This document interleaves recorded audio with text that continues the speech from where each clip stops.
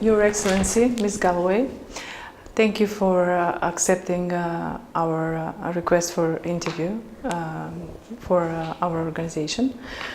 I would like to start with the actual events in Macedonia, and that is that Macedonia at the moment is in the process of adopting constitutional changes coming out of the Prespa Agreement. Do you believe that there are some chances for complication of this process along the way? Well, the process is obviously still ongoing. We had the first vote in October. Over the last few days, we've had the second stage, and we're now moving into the public consultation and then the final vote. And it's a historic opportunity. The Prespa Agreement gives Macedonia the opportunity to resolve a long-standing problem, and for both countries will bring stability and prosperity and help Macedonia in its strategic objective of Euro-Atlantic integration.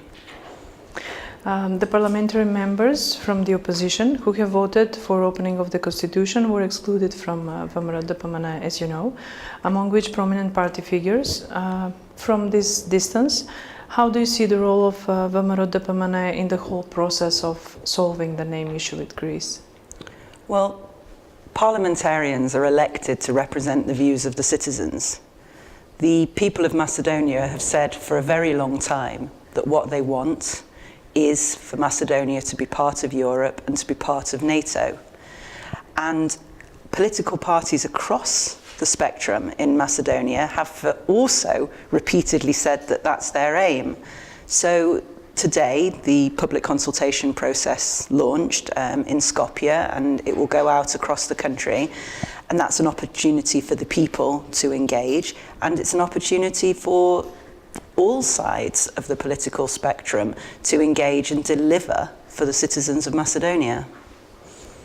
The ethnic Albanian parties from the opposition have come out with requests for constitutional changes that are not part of Prespa Agreement and are referring to the status of the ethnic Albanians in Macedonia.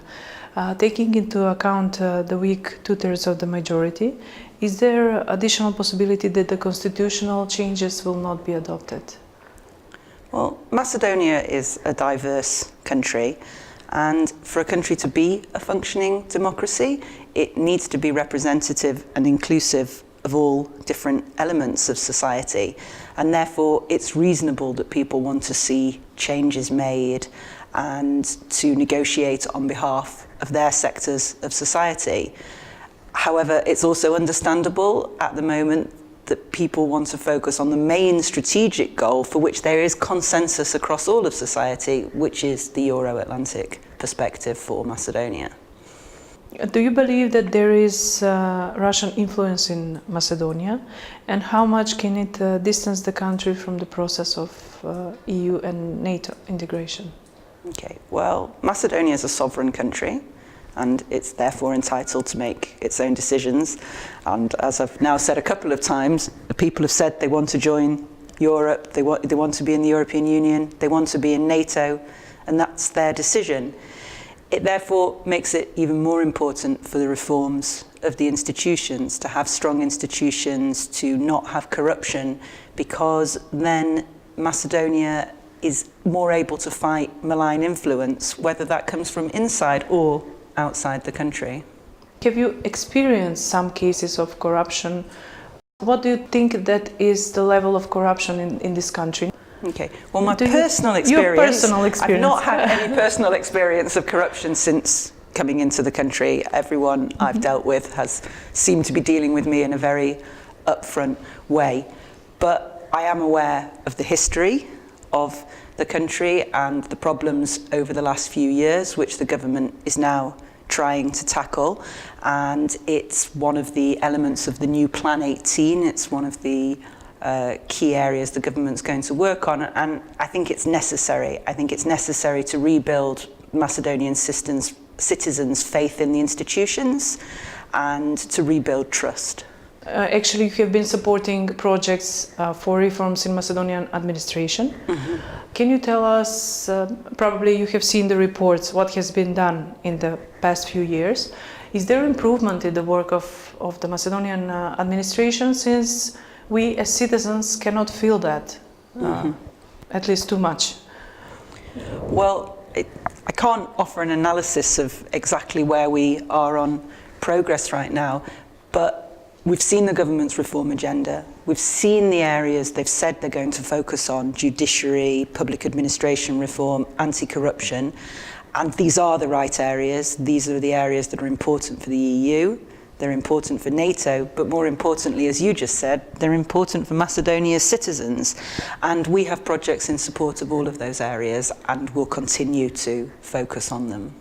Do you think that there is still much to do in the regards of these reforms in the Macedonian administration? Yes, I think there is. The new government, headed by Mr. Zoran Zaev, came with great ambitions for positive changes, reforms and economic boom. 1.5 years later, the results are not in compliance with the promised goals. There are no significant changes in judiciary, and as you know, there are a lot of critics about the sincere fight of the government towards the organized crime and corruption. No confiscation of assets, and the economic growth is the lowest in the region. What is your grade for the work of the government? Well, I don't think I'd give them a grade, but what I would say is that in a year and a half, the Prespa agreement with Greece and the agreement with Bulgaria are not small things. These are big achievements, and these were quite courageous acts.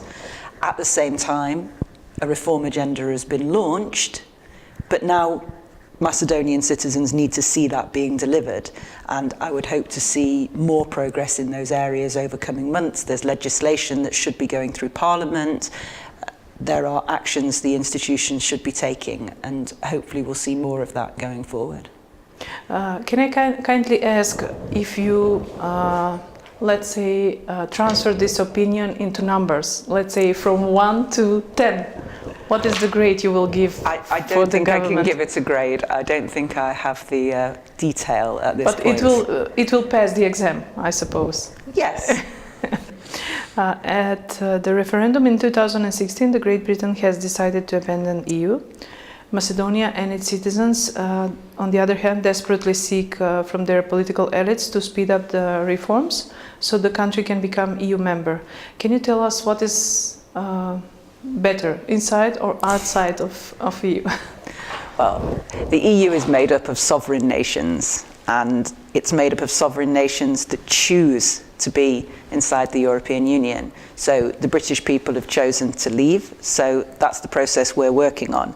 Macedonian citizens have said they want to be in the European Union, so that's what we're supporting. And whatever happens now, once Britain has left the European Union, UK-Macedonian relations will continue to be as strong as ever, and we will continue to support your European ambitions.